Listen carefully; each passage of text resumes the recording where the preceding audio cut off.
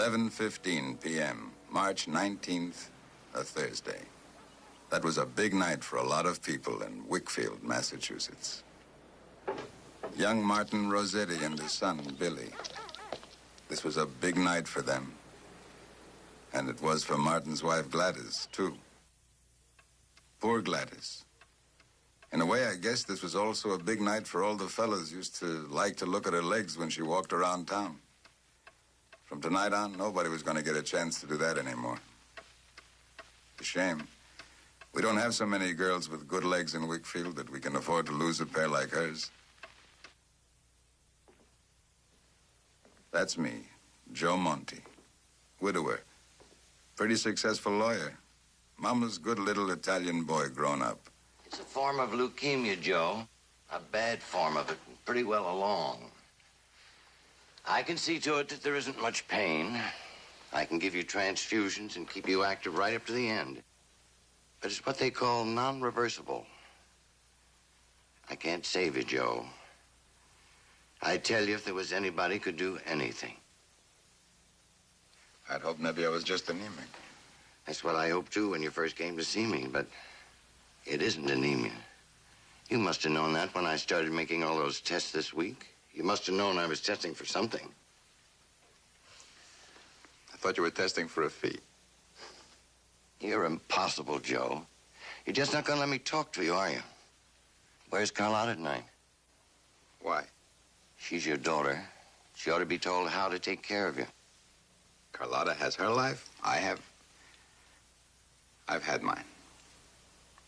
Hey, Doc, I don't want you to tell anybody about this until the last possible minute. I'll get you a drink. I think she'd want to know, Joe. Carlotta's engaged to that poop Alvin. All day, every day, she's furnishing a cold, one-room apartment they're going to be living in. I said, Carlotta, where's the nursery? Alvin can afford another room. She says, oh, no, Papa. No, we don't want children. Not for 3 years. Alvin has a timetable. Yeah, a man will have children by the clock. Imagine my daughter marrying a man like that. That's one thing I'm through with as of right now, answering telephones at night. Some client of mine has run his car into a beer wagon. I'll let him spend the rest of the night in jail. You're dating yourself, Joe. Beer wagon. I left this number. It might be for me. Okay, you answer it. Tell him I'm out. Hello? Dating myself. Well, who's got a better right? No, he isn't. What? Somebody's been murdered. It's some lady. Her son's murdered somebody. Hello? Lena. Lena, yes. Yes, yes. It's a woman I used to know. She's crying so hard I can't... Yeah, Lena, will you speak up? I can't understand what you're saying. Uh-huh. Yes? I see. All right, Lena, take it easy. We're coming right over. Yes, I'll be right... Oh, wait a minute. Doc, could you drive me? I haven't got the car. Carlotta has the car. Sure, sure. Give me the address. I don't have the address anymore. Yes? Uh-huh. All right. Lena, we're coming right over. Relax. No, Lena, I'm sorry. I can't handle the case, but I'll come over and talk to you about it. No, Lena, I can't. I won't be here. I'm going out of town. All right. Bye-bye.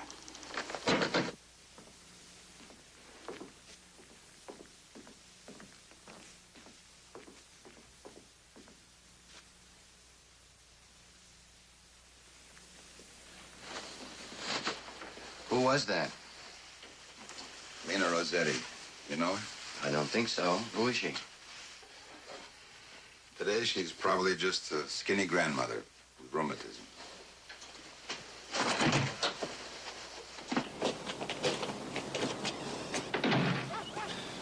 But once, how pretty she was. Elegant. She was born in Milano. A couple of times in rumble seats when we were kids. She and I. Remember rumble seats, Doc? They don't even call it necking anymore.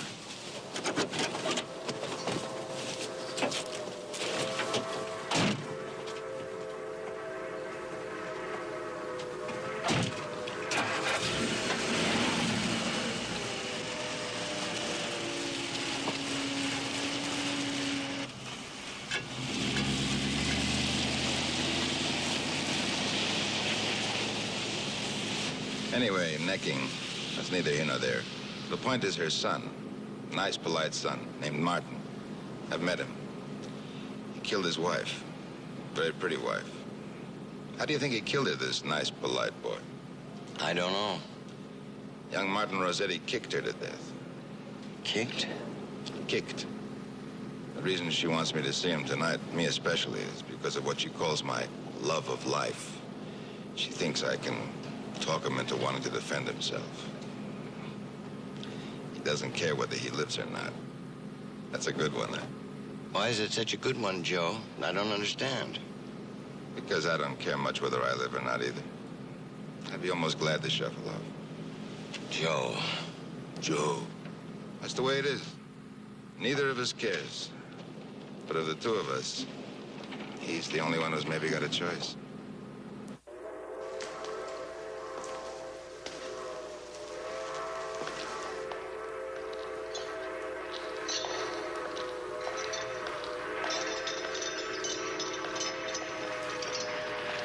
Mr. Joe Monty is here to see you.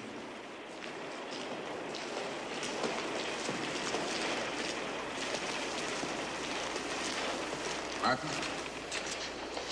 Your mother asked me to see you. May we come into your parlor? I'm sorry, Mr. Molly, but I don't want a lawyer. You don't want a lawyer, I don't want a client. But here we are. Charlie can't let me in unless you give permission. It's awfully late. Sure, it's late. What difference does that make? A man just doesn't kick his wife to death every night. Good night, Mr. Molly. You're a beautiful mother. She says you don't care whether you live or not. Yes, sir, that's right. Yes, sir, that's right. Just like we were talking about which way to the washroom.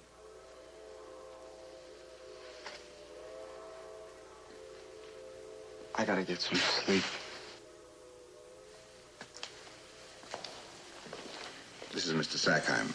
I brought him because by the time your case comes to trial, I'll have gone. I'm going to Bermuda. If I was the kind of man that went to Bermuda in the winter, maybe I'd want to live too. Martin, the officer on duty downstairs, he was telling me about your confession. You kicked your wife to death, and then you covered her with her coat. Why'd you do that? I don't know. Tell me about that one thing and I'll go home. Freddie and me will both go home. A woman you hated so much you planned her murder for weeks. You told the cops weeks. And you chose as a murder weapon kicking. And then you cover her with her coat. Answer me with truth about that coat, and I'll go. A man who can do both things, the kicking and the coat, that's a man interests me. Tell me.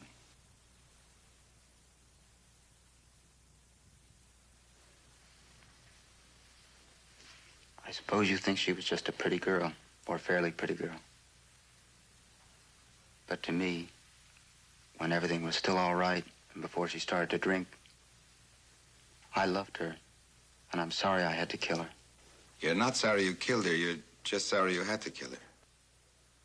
Yes, sir. But why did you have to? I loved Gladys when she was sitting in front of her mirror brushing her hair, the way she was when we were first married. I never had a lot of experience with a lot of women. You know what I mean? Even when I did my time in Fort Dix in the service, I never had what you would call a lot of women. I couldn't just leave her lying there without anything over her. I see. All right, Martin, we'll go now. Good night. Good luck.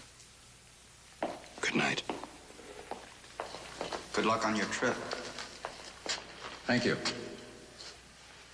Good luck on yours. Charlie, I hear you're about ready to retire, huh? Pension all set? Yes, sir. 11 days to go. No other customers in the whole place tonight, huh? No, business has been terrible. I want you to break a regulation for me, Charlie, just as a favor. Okay, Mr. Monty, I'll do it for you. What is it? I don't care whether he wants to talk to me or not. Bring him to the visitor's room. All right.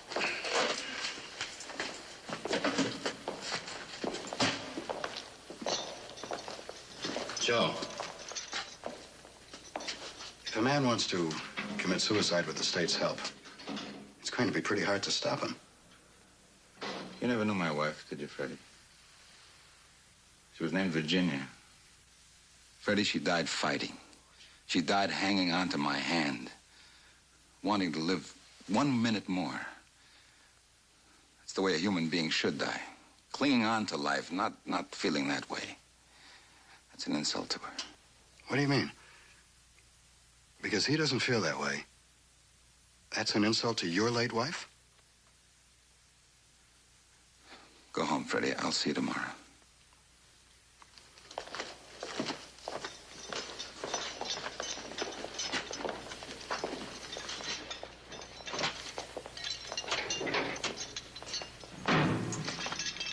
But you told me if I answered that one question, you were going to leave me alone. I lied to you. Charlie will wake you up if we want anything.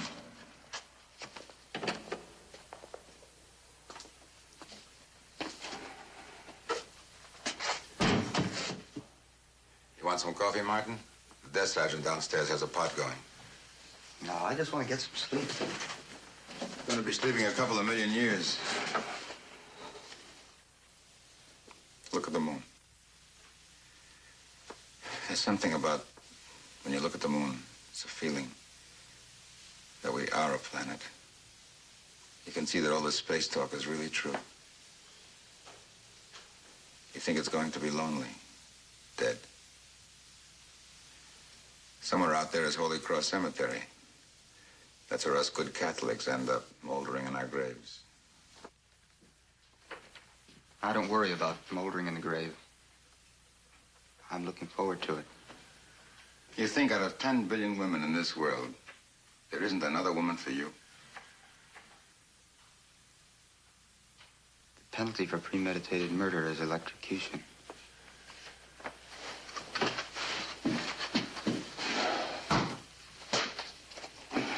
I'm thinking. I like to pace around when I think. What makes me so sure that I can save you? What makes me think that you could not have premeditated this murder? I'll tell you. Such a crazy way to kill somebody. You treated the body so tenderly afterward. You have no record of any kind of this thing before. You carried your son so carefully to his grandmother's house right afterward. A man who loved his son, would he premeditate a murder that would leave his child with no family except an electric chair? Martin, even at the age of 5, a child can hear things and know them and remember them, even though he doesn't understand them. Where's your daddy, Billy? I heard he sat on the electric chair. Ha, ha, ha, ha. I have $25,000 worth of insurance on my life, which Billy will get, and my mother can send him away somewhere. If you just let me help you, I could get you over the couple of years in prison. Just a couple of years in prison, you could bring him up yourself. One electrode goes here, Martin. It's funny. It's a place we always protect instinctively, that place at the back of the neck there. Did Gladys ever kiss you there, Martin? Gladys is dead. Just tonight she's dead. Somewhere there's another girl for you. Somewhere in this world, Martin. All you need to live, I think all you need to do to live is start talking, beginning with the words, I did not premeditate killing my wife. Can you say that? No. I did not premeditate killing my wife. You can't say that? No. To be, Martin. To be or not to be. Life. Look. You bend the knee. The foot points a little. Now you transfer the weight. The complicatedness of it. The sacredness of the simple physical business of living. Take a breath. Come on, take a deep breath. Take a deep breath. alive. The air inside your lungs, it hurts a little to hold it in, doesn't it? But when that current goes through you, the air goes out whoosh, like a scream. And your whole body jumps, even though you're sitting strapped to the chair. You're scared of death. You're scared of the chair. I'm not scared of death, and I'm not scared of the chair. I deserve the chair. Why? Because I'm nothing. I'm an insult to my father, who's all right, and to my mother, who's a saint. I'm a man who killed his wife. I can't even earn a living except just collecting pennies from mill workers for health and accident and burial insurance. I can't even take care of myself, much less Billy. I want to die, and the more painfully, the better. After you killed Gladys, you should have turned the murder weapon on yourself and kicked yourself to death. You'd save the state a fortune.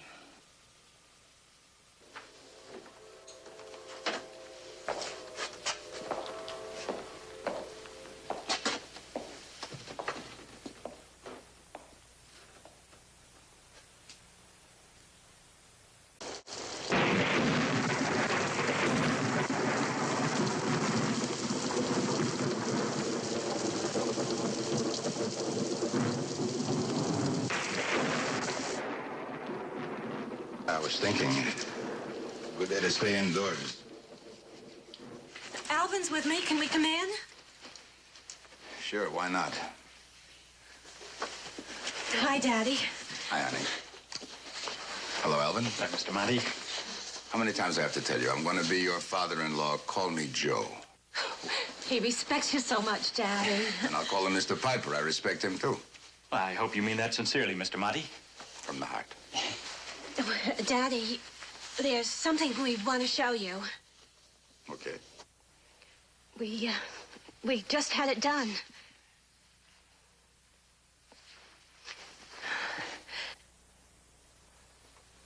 You have a blonde daughter. Isn't it wonderful? How do you like that? My daughter looks just like Sonia Heine. The ends will get dry and crack. Hilda, Mr. Piper would like a cup of coffee. Would you put some on, please? Every month you'll have to go to the beauty parlor. It'll cost a fortune. Well, she's marrying a rich husband, Hilda. Mr. and Mrs. Piper can afford it. Of course, if they spent less money bleaching hair, they'd be able to afford having a baby a year or so earlier. Now, it isn't only the money, Mr. Monty. We don't want a child right away for several other good reasons. Yes, I know. You haven't decided what kind you want yet. Color of eyes, hair, etc. I have the proofs here back from the engravers, the wedding invitations. Am I to understand your name is now Charlotte Monty, no longer Carlotta? I'm sorry, Daddy. I wanted to tell you myself. But, Mr. Monty, when you first started practicing here in Whitfield, practicing law, well, it was a great advantage to be Italian, but the community is no longer predominantly Italian, so... Carlotta is predominantly Italian, no matter how you bleach her. She used to be proud of it. If anybody wants me, I'll be at the jail, in the visitor's room. Call my office for me and let them know, would you, Charlotte?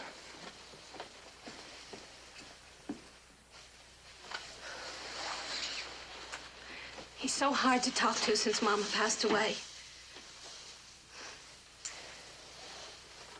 It's 3 years now. He's always so sort of cross. All the time. I wonder if he's ever had an appraisal. What? What for? Well, so many of these things could be made over to you in his lifetime. It's a considerable tax saving.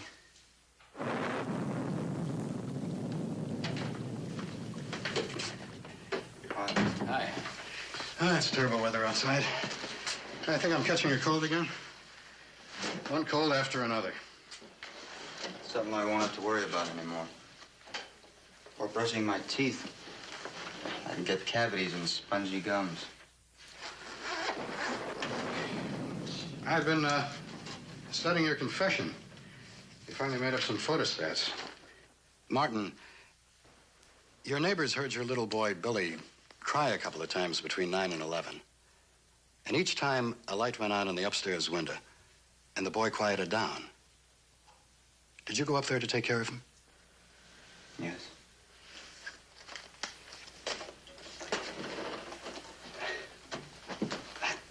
doesn't seem to me like a man getting set to commit a heinous and brutal murder.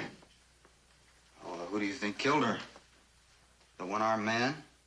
Our burglar?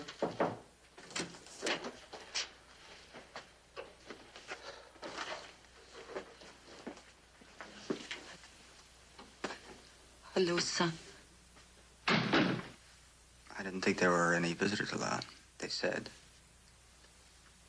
Mr. Monte arranged for me to come.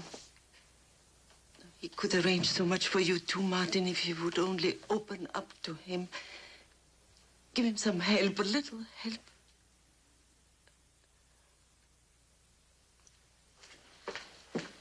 What did she do to you, son? What did she do to you that you had to kill her? Tell me what happened that made my son into a murderer. Oh, it must have been something so terrible that she deserved what you did to her. Nobody deserved what I did to Gladys. Martin, listen to me. Joe says that, Mr. Monte says that your confession is the same as you might as well jump out of a 10-story window or put a gun to your head as to sign that confession. He says you have to repudiate it. Martin, you do what Mr. Monte says. Mama, I may not have made $1 million or anything, but please let me at least run my own death.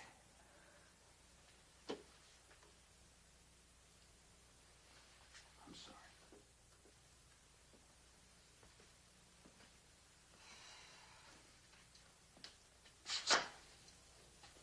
What I said in the confession is the truth. No one beat it out of me or anything like that. It may be the truth, Martin, but something is being omitted. There has to be. Martin, Father Daly would like to come up and talk to you. No, I don't want to see Father Daly. All I want is to be put to sleep. I just want to be put to sleep.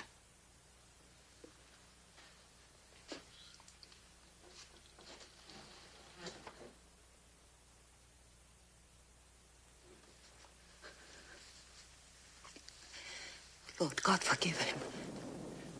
This is your own Martin, who was always so good, who was a credit to his mother and to the church, who would always have walked in the ways of the Lord.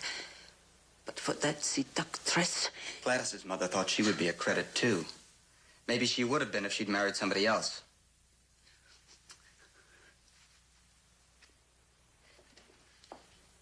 She was a loose woman.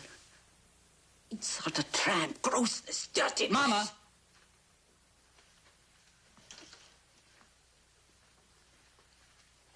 I tried, Mama. I really tried to be as good a man as you are a woman. I tried. I wish you would go now. I don't like you seeing me here. Nina, come here. You'll come see him next Wednesday, Visitor's Day. Now, Martin is a good boy.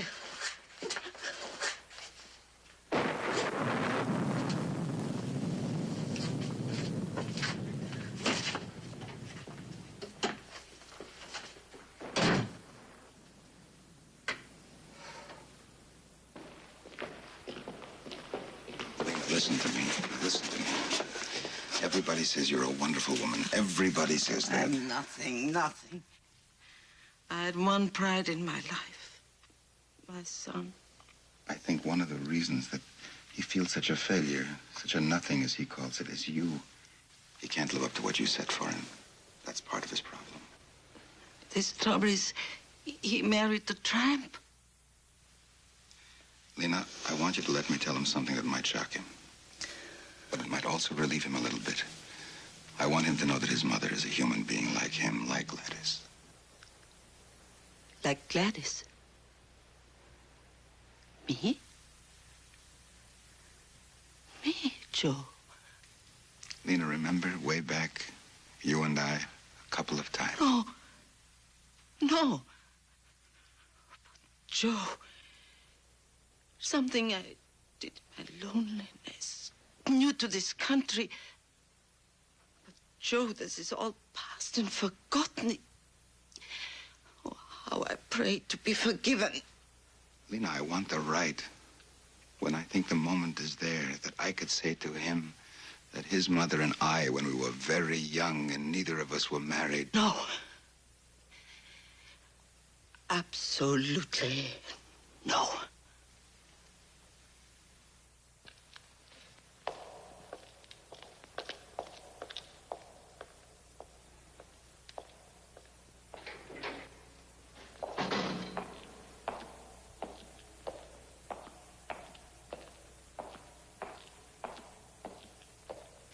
Mr. Welch, Mrs. Welch, I'm sorry. If you'll go right in, we'll get to it. Right inside.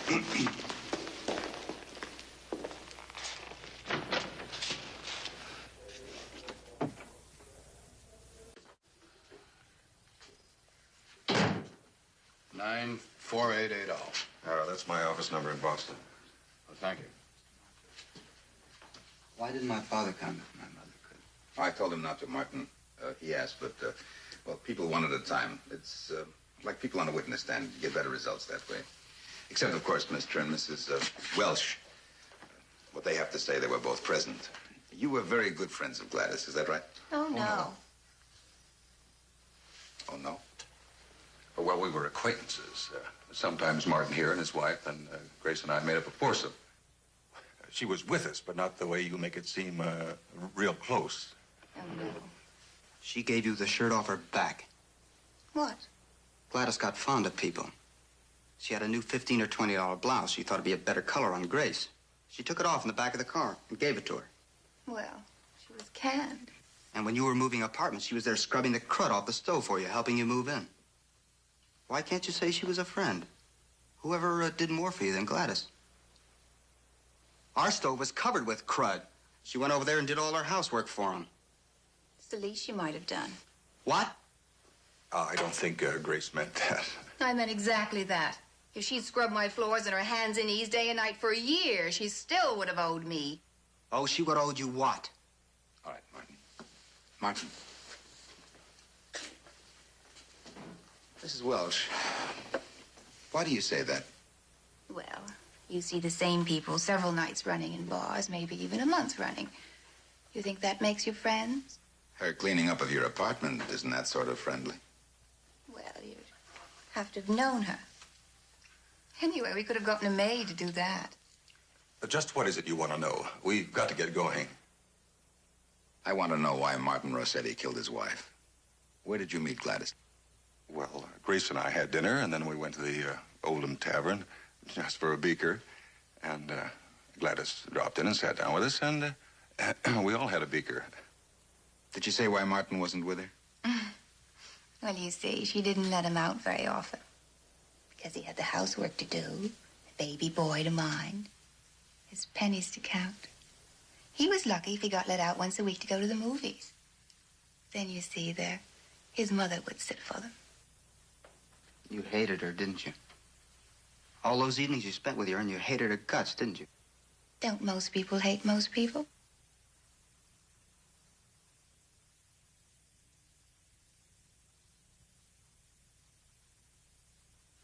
Why, have I shocked everybody? Poor Gladys. Poor stupid. She thought the Welches were her friends. She really felt she'd hit high society. Worthwhile friends, she called them. Poor sloppy, stupid Gladys. Gladys joined you at the tavern. As an acquaintance, informally. Who paid the check? We did.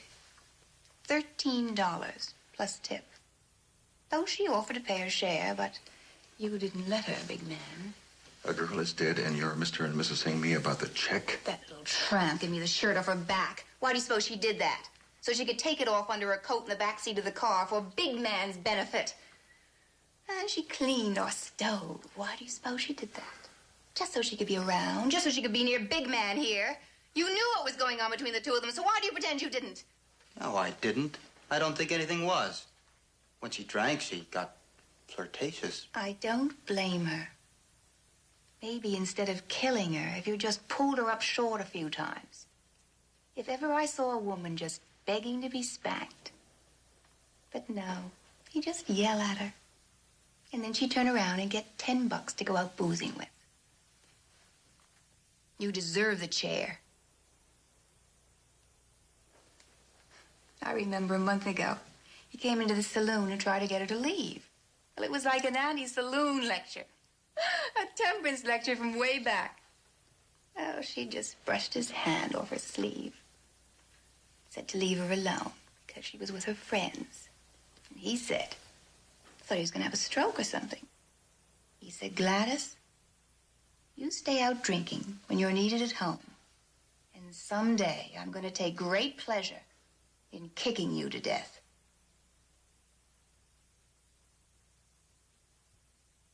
And that is exactly what he did. How's that for proof for premeditation? That's what he said, all right. Yeah, that's what I said. I guess that just about settles it, doesn't it, Mr. Marty? I don't know, Martin. I don't know. Well, I guess this calls for a little recess.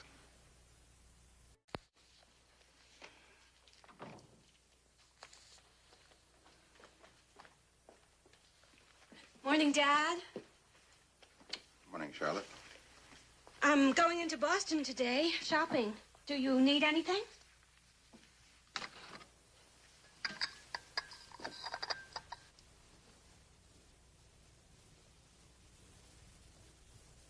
Dad? Do you think it would be possible for Alvin to kick you to death? I used to see Gladys Rossetti around town, and I'm no Gladys. Would you like a drink? At 10 o'clock in the morning? Say, I'll tell you something you can bring me back from Boston. 100 good cigars. The best you can get. Without giving aid or comfort to Mr. Castro. But you stopped smoking. I resume. Dad, you haven't been to the office in 2 days.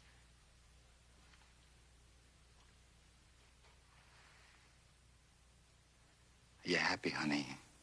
Is everything okay? Why, sure.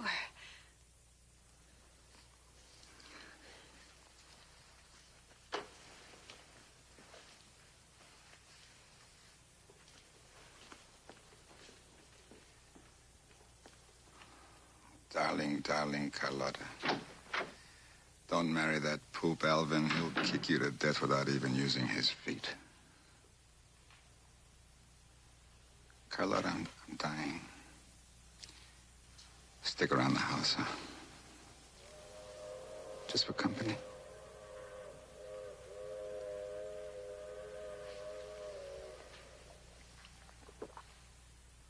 Oh, yes, I hear you, but I don't understand the rush, and I don't think Mr. Monty will either. All right. All right. Oh, he's here. I'll call you back if he wants to make a motion. They're moving up the arraignment. It must be newspaper pressure. If he's going to repudiate the confession or augment it, it better be pretty quick. Freddie, I want you to wait outside, but keep close with your eyes on the door. In case anything happens, I need you. I'll open the door and you run right in. What do you mean, need me? In case he really opens up and starts talking. I don't think he's going to kick me to death, if that's what you mean. Come on in, Martin. Come in. Hello, Martin. Martin, in a little while, Father Daly will be here to see you. He's bringing a visitor with him, your little boy, Billy. I wonder what he's going to think. What'll they tell him this place is? Father Daly said he'll think of something to tell him. Martin, who do you want to bring up Billy after you're dead?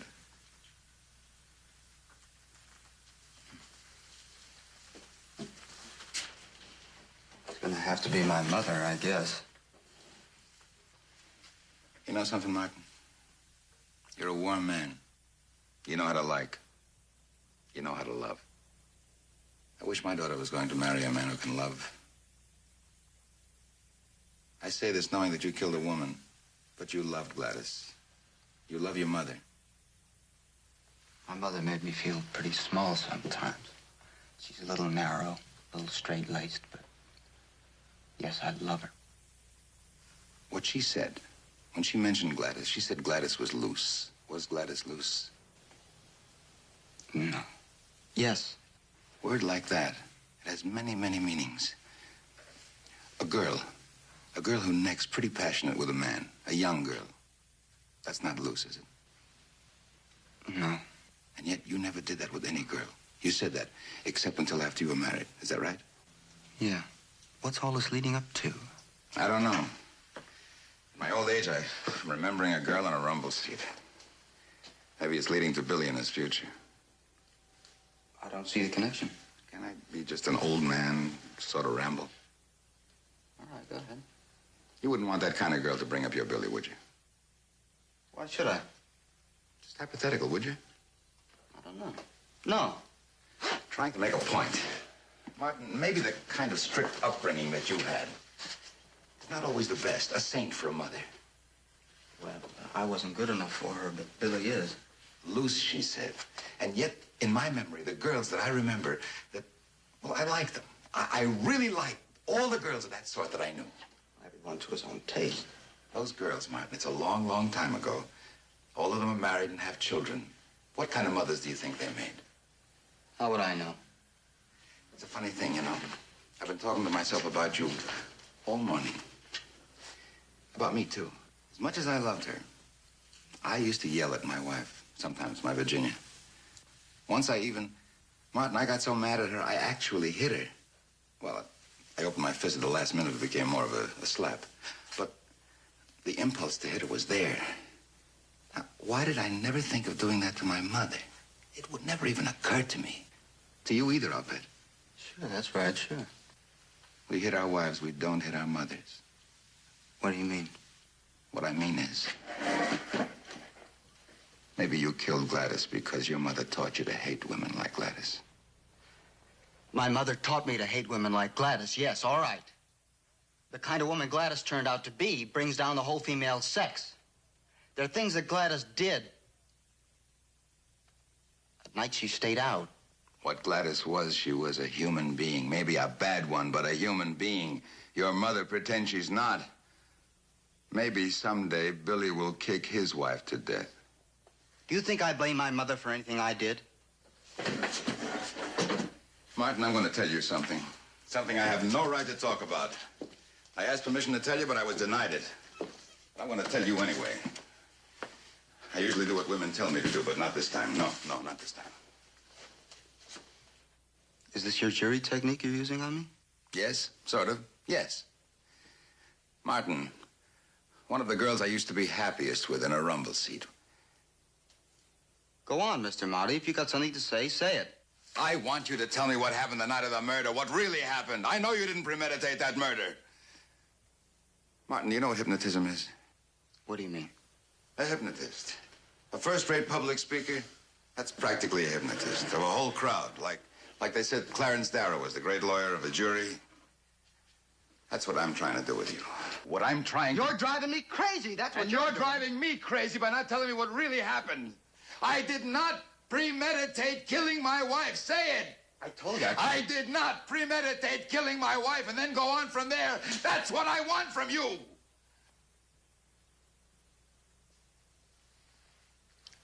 All right. All right, Martin. Martin, the kind of love life I had when I was a young man, the kind that you never had.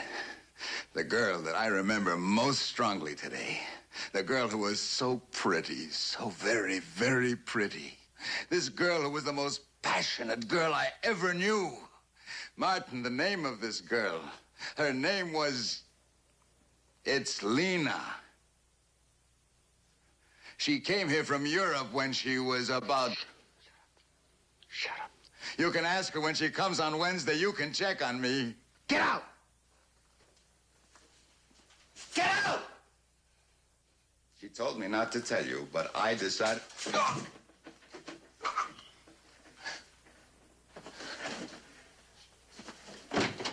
I don't want to talk to him. I won't talk to him. Take me back to my cell. Joe? Oh, boy, I really blew this one up. Or to use the expression, I blew it. What'd you say to him? I made the clear implication that his mother was a human being.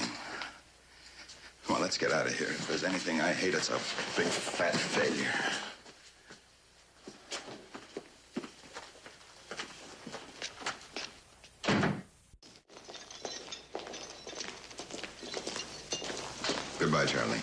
Goodbye, Mr. Monty. Goodbye. Bye.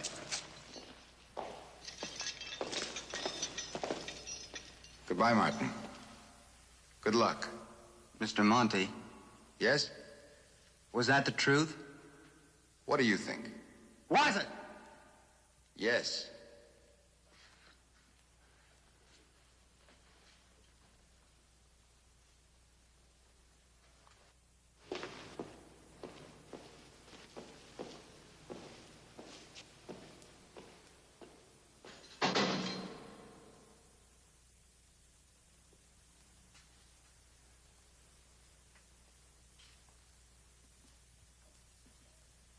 Mr. Monty?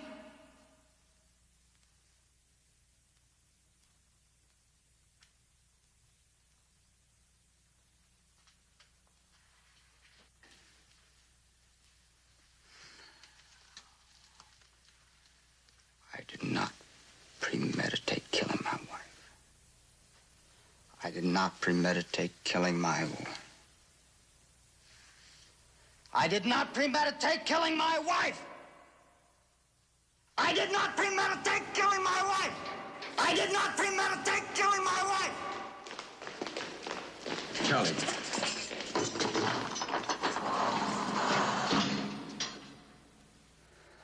I didn't, did I? I don't think you did, no, Martin. Okay, Charlie. When I hit Gladys, I must have really been hitting her because my mother made me feel that everything that Gladys was evil. Does that sound right? Yes. I murdered Gladys in a blind rage.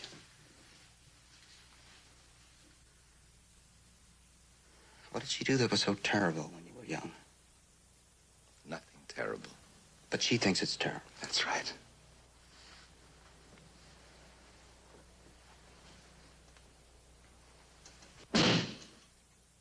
I don't want her bringing up... He's mine! He's mine! I pounded the table that night.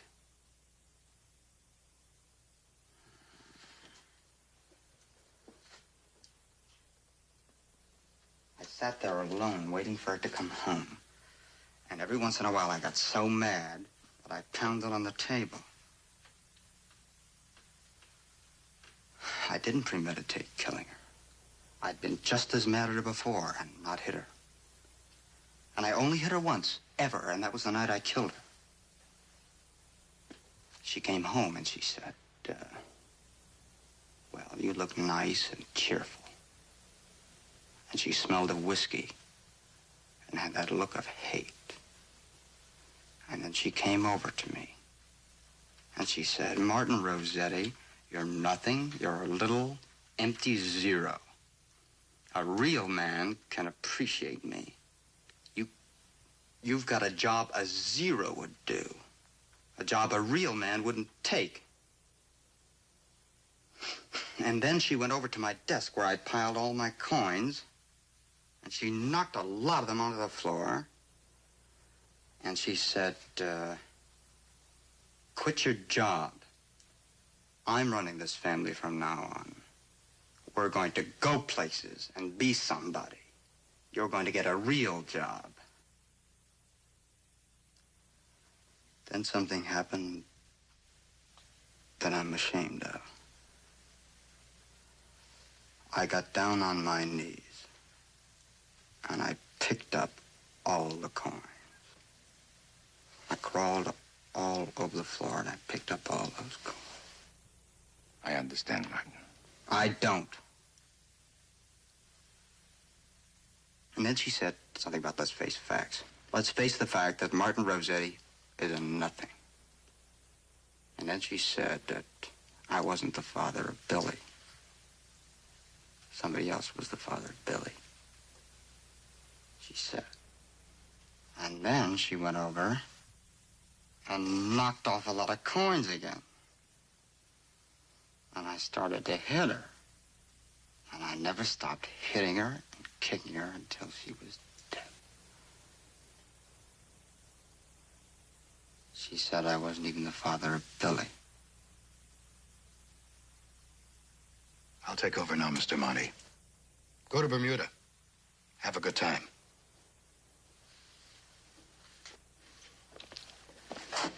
Martin, listen to me. Billy is your boy, and you better be the one to bring him up. It doesn't matter. Somebody else might be his father. Like you said, he's your boy. Yes. Freddie will take care of you now. Thank you, Mr. Monty.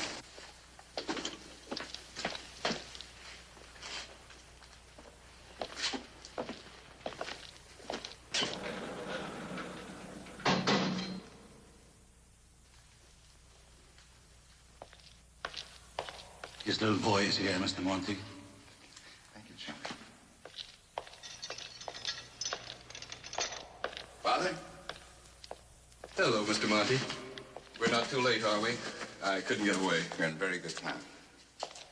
Hi, Billy. Hi, where's my daddy? Here in a minute. Take it inside.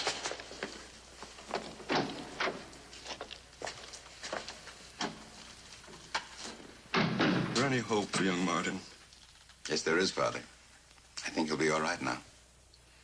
The Lord is merciful. Father. Yes, Joe? What is it? I haven't been attending church much. I haven't been to confession for a long time, for years. If I had gone to confession for that long time, I would have had to confess a wish to die. And, Father, I'm dying.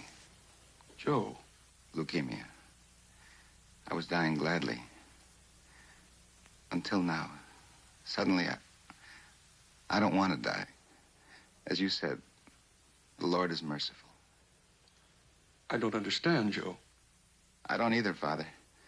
But for the last 2 days, I've been that boy, Martin Rossetti. I've been in his skin. I made him want to live. And in doing that, Father, I can die like a man now, with life in my heart. Mr. Monty.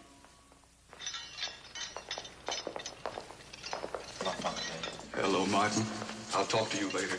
Your son is in here.